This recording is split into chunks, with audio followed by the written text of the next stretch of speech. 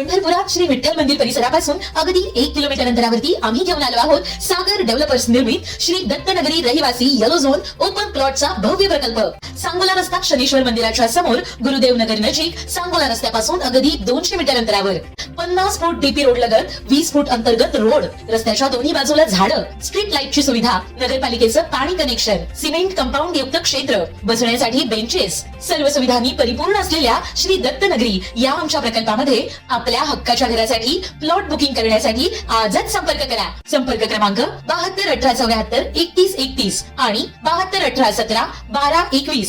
राज्यात उन्हाचा कडाका कमी होऊन पावसाला पोषक वातावरण निर्माण झाले आहे।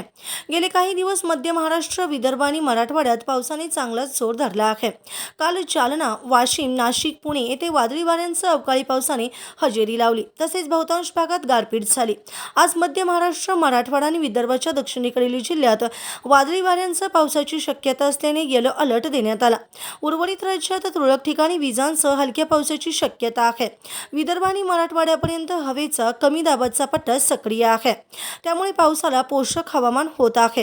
गुरुवारी वाशिम 38.4 अंश, जळगाव येथे 37 अंश तर अकोला येथे 37 अंशापेक्षा अधिक तापमानाची नोंद झाली, तर धुळे येथे 15 अंश सेल्सिअस तापमान नोंदवले गेले।